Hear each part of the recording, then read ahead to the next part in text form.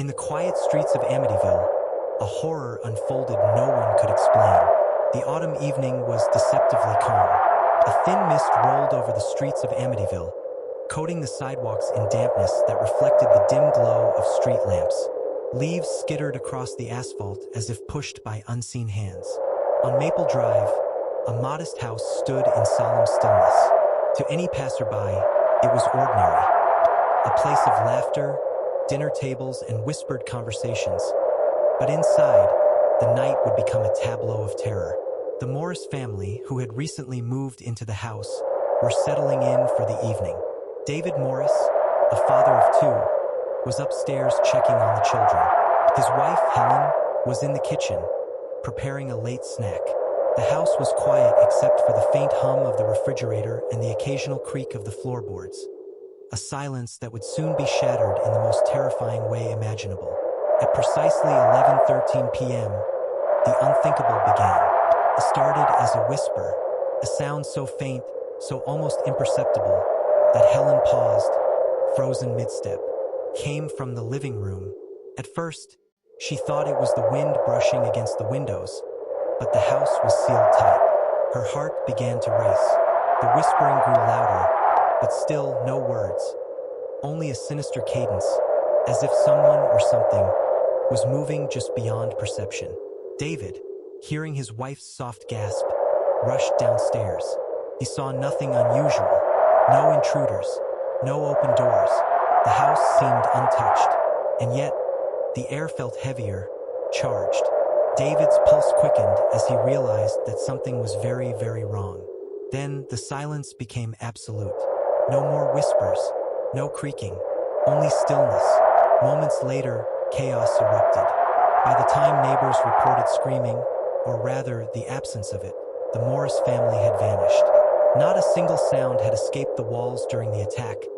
No struggle reported, no evidence of forced entry. The home was undisturbed. The living room furniture was exactly where it had been that afternoon. The children's toys lay scattered as if they had been left mid-play. But the family? Gone. Detectives arrived within an hour, puzzled.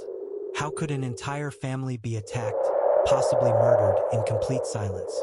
Every theory they considered fell apart under scrutiny. There were no signs of forced entry, no footprints, no fingerprints beyond those of the family themselves. Security cameras across the neighborhood showed nothing unusual. For a small stretch of time, the home had existed in isolation, a bubble where reality itself seemed suspended.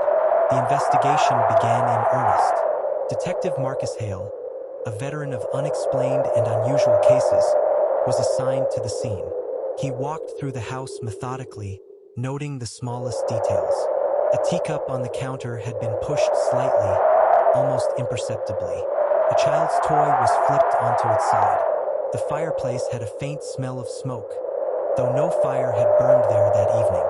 Every detail screamed that something unnatural had occurred. Weeks passed. Hale and his team interviewed neighbors. Everyone in the immediate area confirmed the quietness of the night. Many recalled feeling an uneasy stillness, a kind of tension in the air that seemed to watch and weigh them down. Some spoke of shadows that moved along the street, though no source could be identified. Rumors began circulating. Some claimed the house was cursed. Others whispered of forces beyond human comprehension. Paranormal investigators were brought in, but they reported nothing concrete. Only lingering feelings of dread, whispers in empty rooms, and sudden cold spots that could not be explained. Then came the first solid clue. An envelope, delivered anonymously to the police department, contained photographs. In each one, the Morris family appeared in their home, but with subtle anomalies. David's eyes in one photograph were slightly darker than normal. Helen's smile in another seemed strained, unnatural. The children, in two separate photos, appeared to be looking just beyond the frame, as if something unseen was present. Most chilling of all, each photo had been taken moments before their disappearance. No one had entered the home during that time, yet someone or something was watching. The detectives scoured the house again, searching for hidden passageways or signs of entry. They found nothing. The walls were solid. The doors were intact. The windows had not been forced, and yet the family was gone without a trace. Months later, the case took an even stranger turn. Detective Hale received a video file via an encrypted email. The footage was grainy, captured from a corner of the living room. In it, the Morris family could be seen sitting together, speaking softly. Then, without warning, an invisible force seemed to pass through them. Their forms shimmered, twisted, and then a nothing. The room appeared empty. The video ended abruptly. There was no sound, no struggle, only a static-filled frame that lingered far too long on the empty space where the family had been. Hale showed the video to experts in digital forensics.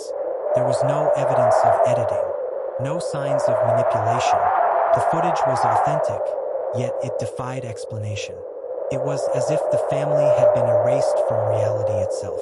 The local community grew restless. The house became a symbol of fear. People reported strange occurrences near it. Lights flickering inexplicably, faint footsteps on empty streets, whispers that could not be traced. Despite the house being sold and resold over the years, the legend persisted. Every new resident eventually fled, citing feelings of being watched or hearing the silence of murder echo through the halls. Some investigators suggested the Morris family had stumbled upon something ancient, a presence that existed in the shadows of the house. Others theorized that an unseen entity had targeted them specifically, guided by motives beyond human understanding. Paranormal or human, the question remained, how could a family be murdered in absolute silence? Years later, Detective Hale returned to the Amityville house. He walked through the same rooms where the Morris family had vanished. His flashlight swept across the walls, lingering on the same spots that had unnerved him decades before. He stopped in the living room. The silence was perfect, too perfect. His heart quickened. A faint noise, so faint he almost didn't hear it, rose from the fireplace.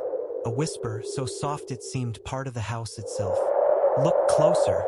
Hale froze. The hairs on the back of his neck stood on end. No sound followed, only the oppressive stillness that had defined that night in Amityville so long ago. The detective left the house, shaken. Outside, the fog rolled in, obscuring the street. He glanced back at the windows, half expecting to see the family staring silently at him. There was nothing, only the quiet, only the house, and the echo of a mystery that refused to die. How could the Morris family be murdered in absolute silence? And was it human hands? Or something far darker guiding the events? What do you think happened that night in Amityville?